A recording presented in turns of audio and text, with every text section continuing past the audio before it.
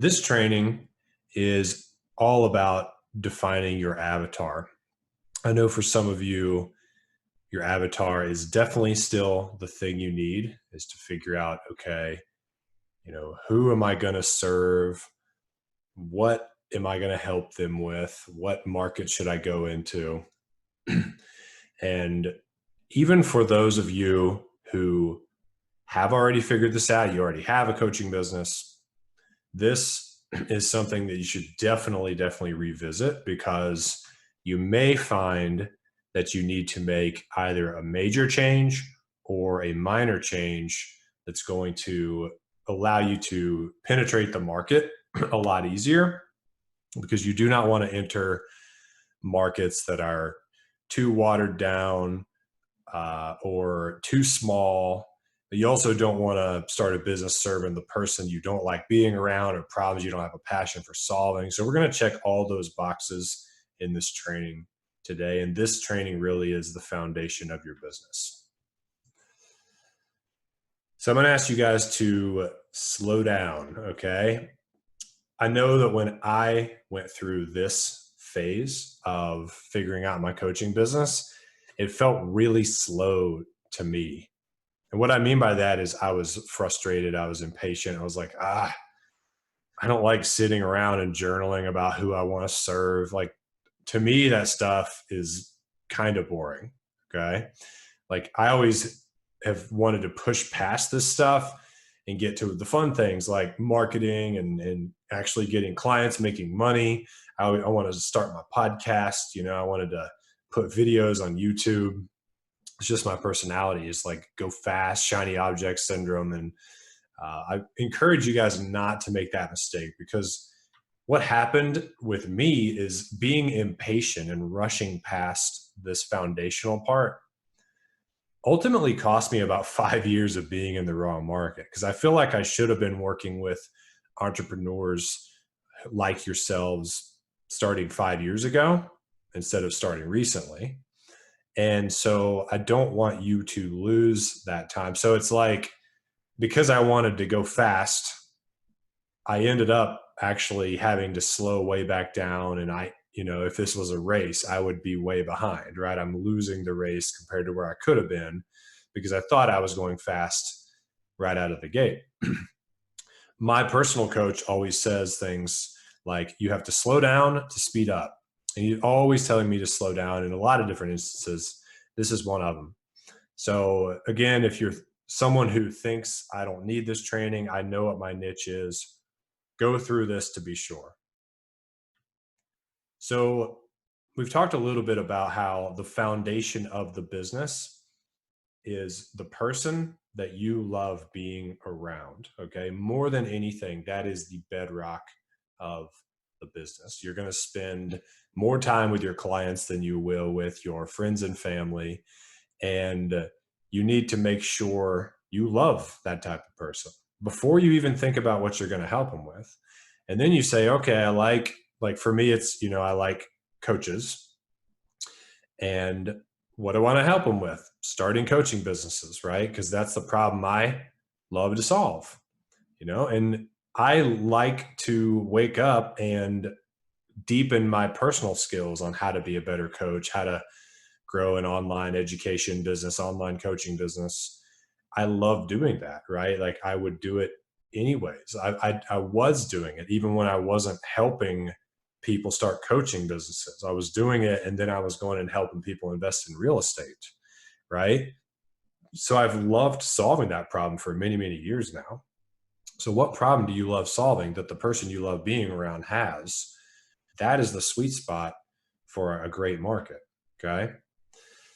So those two things are the foundation. And I also don't want you guys to worry too much about how good you are at solving a certain problem today, because those skills can be learned. This is one of the biggest reasons people don't coach. There's so many people who want a more gratifying career. They want to help people, but they don't certify themselves. They think, well, I haven't really done much, or I don't really know that much about marketing. How could I help somebody with marketing? And then they just don't do anything. Okay. You can even go hire a coach on the specific topic or the specific skill that you felt like you needed to go help the person you loved.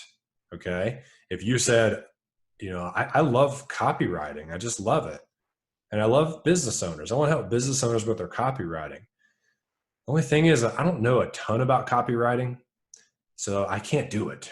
That's BS, right? Like, go hire a great copywriting coach. Just spend money to help somebody get you good at copywriting real quick, and then go read the top 5 or 10 best copywriting books ever, and then wake up for 30 minutes to an hour every day and like by hand practice writing copy, and like take it to your coach and get critiqued. You will get really good really fast at anything if you have a coach on that topic and you read the best books. I mean, so don't get hung up on, it has to be a skill that I'm really good at. Okay. Like, example, I'm in the Traffic and Funnels Mastermind, and that is all about how to grow coaching businesses, right? So my mentor, who's absolutely killing it, doing, millions every month in this space, and he's teaching people how to start coaching businesses, right? So he's the best possible person for me to plug into to make what I do more and more legitimate all the time. So what could that be for you?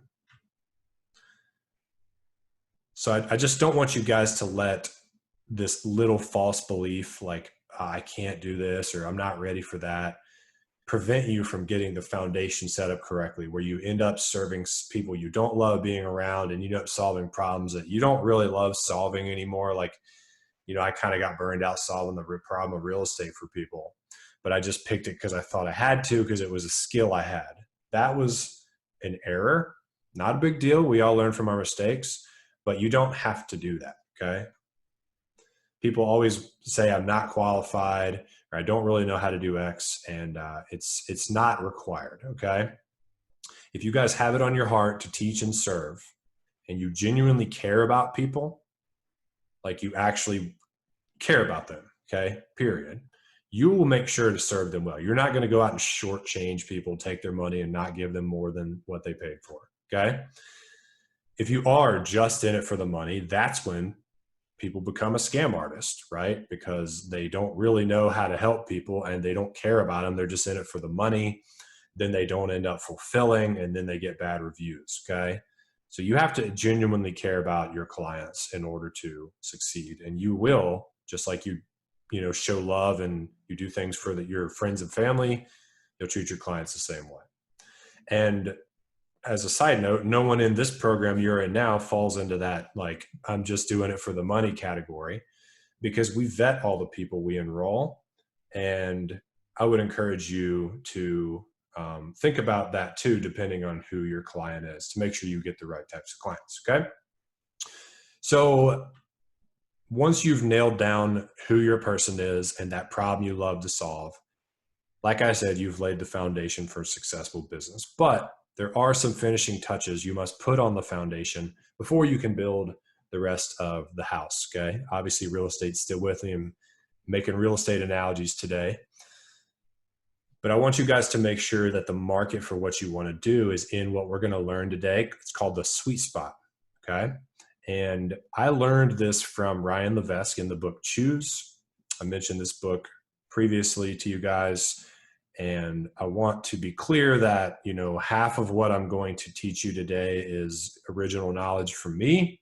And the other half is me putting into my own words what I've learned in this book. I'm going to condense it down for you into a short training with the most actionable takeaways, because this guy is a boss when it comes to market selection. He's successfully started 25 businesses in the 6 and 7 figure range using the formula that I'm going to teach you guys in just this training. So I figured, why mess with perfection? Let's adopt his method, and we're going to tack that on to what I believe is that you need to choose the person you love serving and the problem you enjoy solving. He doesn't actually talk about that a ton in this book, which kind of surprises me, but he talks about some other really important stuff that I want to tack onto that today. Okay.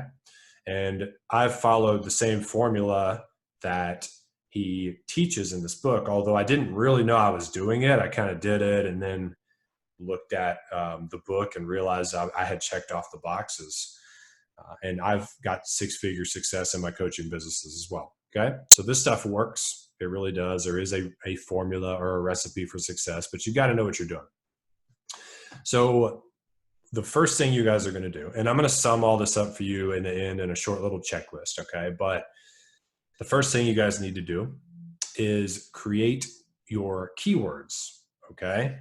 And basically keywords are just the way you're going to describe your business to someone else. Okay. And the way you do it is you start with an I want to, right? So it might be like, for me, it's I want to help people start online coaching businesses. You could say, I want to help people lose weight. I want to help people learn Spanish. I want to help people invest in real estate, right? You're going to finish that sentence, I want to, and get at least three. Like, what are your top three phrases, okay, that describe what you do? Okay. And we're building your niche. We're building the way you talk about your business. You're going to see what we're going to do with these keywords today. It's pretty cool. Okay. So again, examples for me would be things like this. Okay. Different variations of the same thing. And once you have those top three ways that you would explain what you do, even if there's just, a slight difference between them, then I want you guys to drill down and take them and make them into no more than 3 words. Okay. So we're going to kind of go through this quick. If you feel a little overwhelmed, don't worry. But I'm going to give you the action steps now. Okay. And when you drill down the longer I want to statements into no more than 3 words, what you're thinking about is those words should express the process or the journey or the transformation you're going to provide for people. Okay. So examples, again, for me, I want to help people start online education businesses. That one, I would just drill down to online education business. Okay. That's like the transformation that someone would get. I want to show people how to start online coaching businesses. I would just go down to online coaching. Okay. I want to help people become an online coach, become online coach, right? So think about what you do. You're going to fill out your I want to statements, and then I want you to drill it down into something that's 1, 2, or 3 words long, not 4, 1 to 3 words long. And those are going to be your keyword phrases for your business. Okay. Next, we are going to run your keyword phrases through what Ryan calls the Google and the Amazon test. Okay. And so what you're doing is you're making sure that the keywords you're using to describe your business, actually, I think this is an incomplete sentence here. Make sure they actually do describe what you have in mind on Google. Okay. So Ryan talks about how one of his keywords was expand memory. I want to help people expand their memory. And he just shortened it to expand memory. But then when he searched for the words expand memory, which I'll just do it for you guys here so you can see what I mean.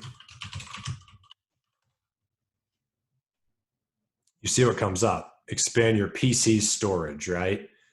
Increase internal storage, memory on your smartphone. So do you think this is what he had in mind? Absolutely not, right? So he realized that keyword was not pulling up what he thought it was. So then he tried improve memory, and then that was the right keyword phrase. Now you've got people trying to improve their memory, not the amount of memory that their devices have. Okay. So again, it's important to make sure that what you are having in mind, like for me, here's online coaching.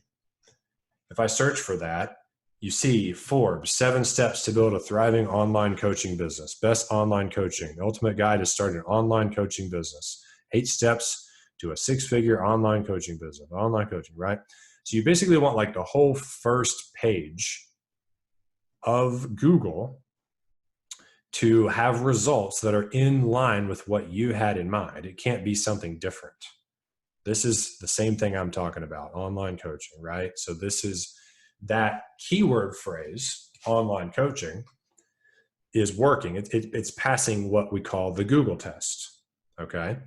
And then I want you guys to take your keyword phrase and plug it in Amazon. And by the way, I plugged in all 3 keyword phrases that I came up with, and online coaching was working the best for me. So that's what I'm going to show you guys, okay?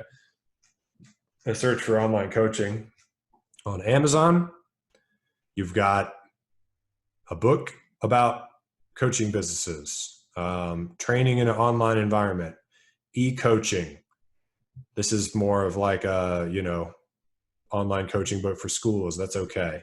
Online men's group, online fitness coaching businesses, make money as a life coach, right? Finding clients online. So this is passing the Amazon test too. It's not this deep thing. It's just like when you search for what you had in mind, are the results coming back with the same thing, or is it something different? Is that making sense, guys?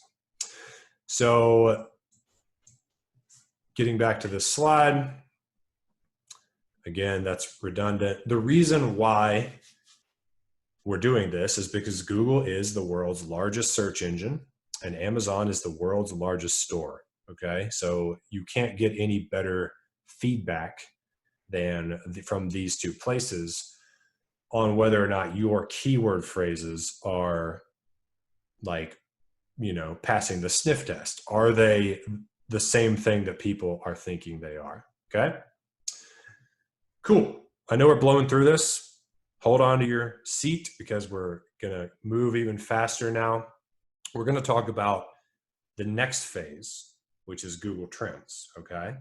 So to summarize where we've come so far, we have a business that serves the people we love being around. We have a problem we love solving. We've come up with keyword phrases and then we've shortened them.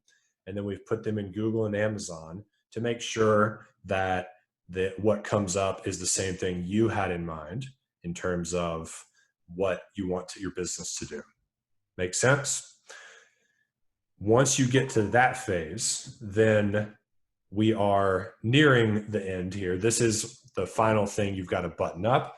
And this is probably the most in-depth piece. I think it's the coolest, okay? And so it's determining the size of your market and whether or not it's going to be in the sweet spot, okay? So Google Trends, this is again something I learned from Ryan's book. And Google Trends is, I'm just going to take you there and show it to you because it's really cool. I don't understand. And my Google's talking to me now. But so basically, let me just come back to the home page so you can see what it looked like when I first got going. Okay, so I'm going to put some terms in here like online coaching and hit that search term. And then what you want to do is you want to choose worldwide and past 5 years. So we want to see the cool thing about selling education and expertise, being in that business, you guys are becoming coaches, you're selling education, you're selling expertise, is you're not limited geographically. You can sell it to anyone, anywhere in the world. Okay. A lot of the big groups I've been in, there's people from other countries that are traveling to be there. They're not limited to US clients. Okay. So we're looking worldwide over the past 5 years. How has this search for online coaching done in Google? And this little bar here, 25, 50, 75, 100, it stands for interest over time. And basically it is a value of 100 is peak popularity for the term. A value of 50 means that the term is half as popular. So it's really its popularity, like relative to the highest point it was at to the lowest point. And I just unplugged my Google Home. I'm going to have to remember that if I'm saying the word Google on a training a lot, not to have that thing plugged in. I don't know if you guys were hearing that, but So these scores, it's not like millions of searches. It's just relative popularity to itself, if that makes sense. And so what's cool about this though, is I can put in some other terms to compare. So I have online coaching.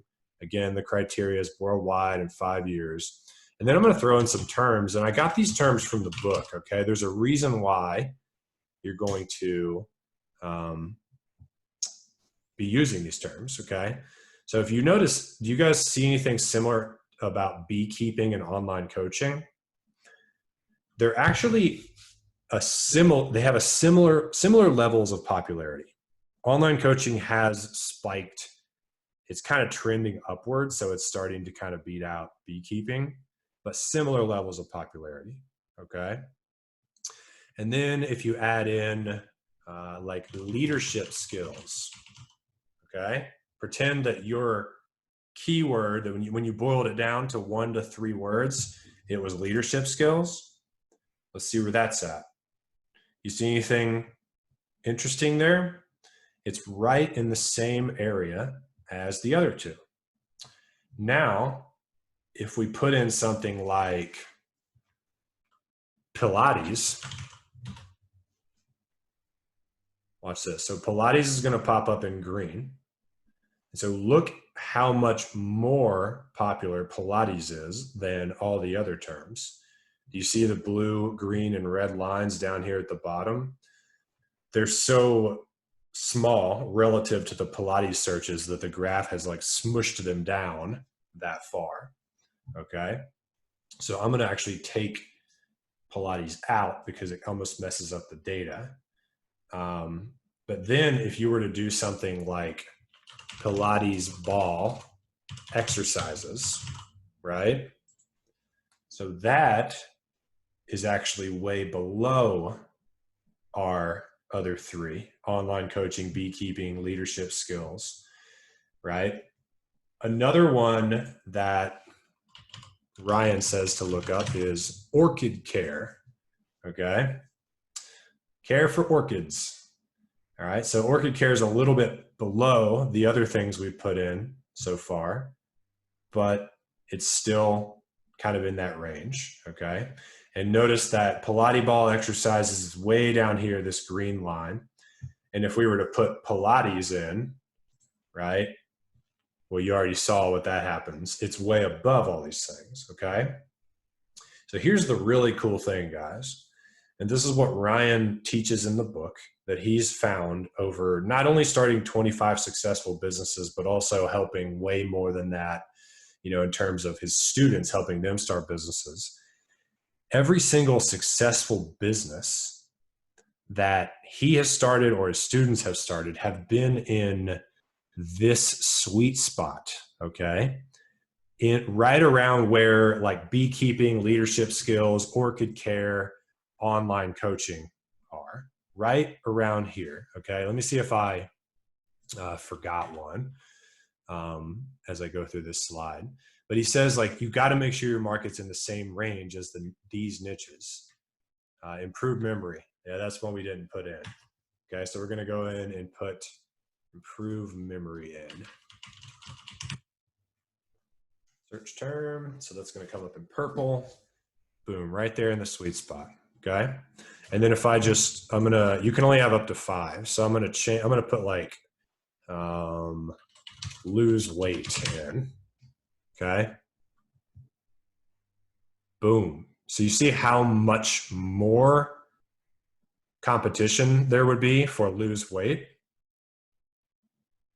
Then all these other things are way down here now relative to this giant. So if you said I help people lose weight, you're basically like trying to launch a boat in the middle of the ocean. Okay. Like you do not have the infrastructure or the resources to succeed because the market's way too big. And if you pick Pilates ball exercise, you're basically trying to launch a boat in the middle of like a shallow creek. There's not even any water there, so you wouldn't be able to move.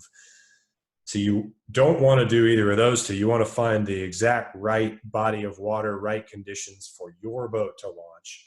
And this sweet spot that he's found is right in here, where like these sized niches. Isn't that cool, guys? Like, I love this stuff, and I just love that it's actually been proven by him. Okay. So, yeah, Google Trends is an amazing tool. I did want to show you guys one other thing. So if you look at like lose weight one more time. So you notice how there's all these like dips in it, like it dips every year. So what that is holidays, right? It's pretty funny. Everyone cares about losing weight a lot in January, and then look, the interest goes down steadily. It really starts to go down towards the holidays, and then come January, boom.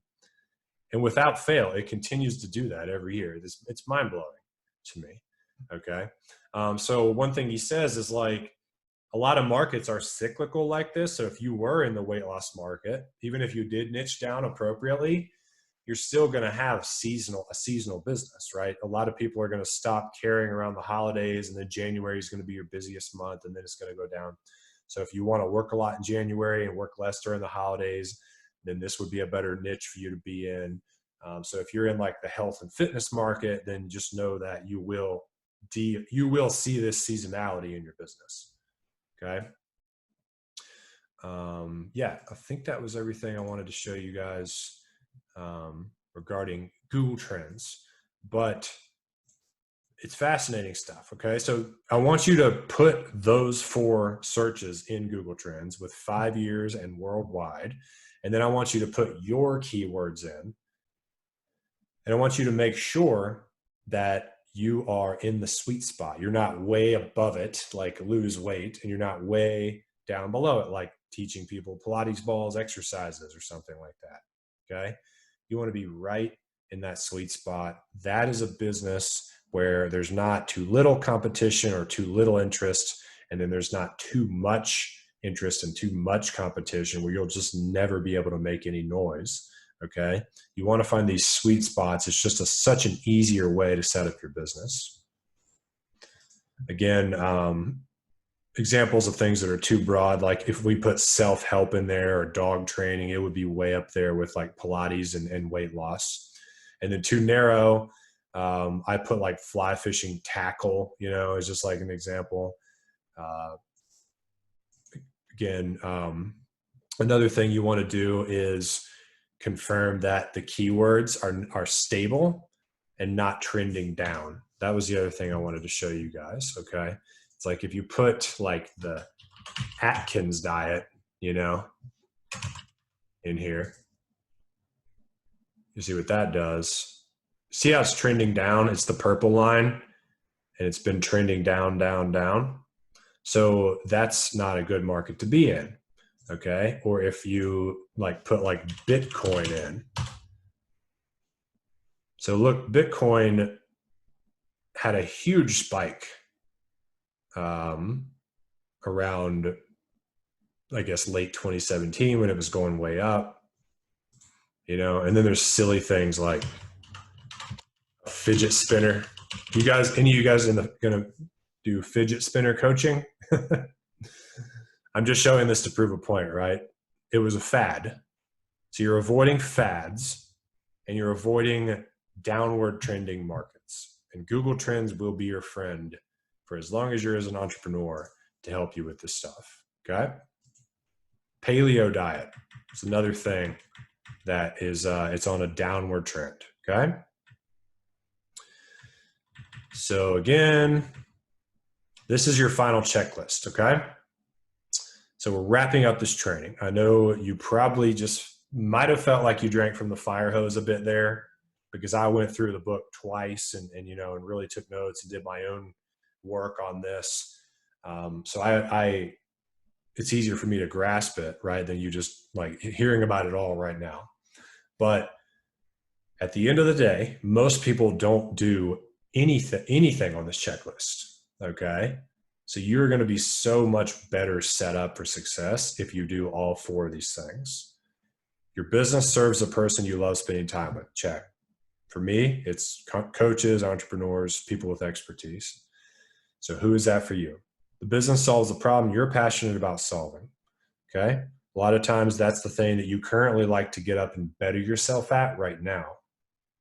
You like to read books about it right now. So you can be still learning something. In fact, it's better if you're still learning something because it means you have a passion for it. It means you like reading and learning and improving at it. You don't have to be the best at it. You just have to be excited about it. If you're excited about something, you get other people excited about it. Okay. And that's the big secret. Next, you check those 2 boxes, then do your keywords pass the Google and Amazon tests in terms of putting them in there? Are the results what you thought they would be? And then lastly, do your keywords pass the Google Trends sweet spot test? Meaning, are they in the same sweet spot as those 4 keywords like online coaching, beekeeping, improved memory, leadership skills, orchid care? That was 5. Either way, yours should be in that range, not way below it, not way above it. And it should not be trending down, and it should not be a big spike and then it went away like it's a fad. Okay. If you guys check those boxes off and you feel great about it, then I give you permission to move on to the next phase in the blueprint. Okay. So the blueprint training walks you through the whole 50,000 foot overview, nailing down your morning routine, and then nailing down your avatar, which is what we talked about today. So once you figure your avatar out, your next step is crafting your high ticket offer, nailing your offer. Okay. And if you even if you think you have your avatar figured out, go through the exercises in this training and just make sure. And then you move on to your offer. And then, like I've said before, with your routine, avatar, and your offer in place, then those are like kind of one-time things to get right. And then there's set it and forget it for a while. You always come back and revisit, things like your offer, especially. But then you kind of get those things in place and then you move on to marketing, sales, and delivery. And you live in those zones for the rest of your coaching life. Okay. So 80% of your time will be on marketing and sales. 20% will be on delivery. Okay. So we're still laying the groundwork and then just giving you a bit of a foreshadow into where you're going to be spending your time once these things are done. Hope this training has been helpful for you guys, and let me know what questions you have.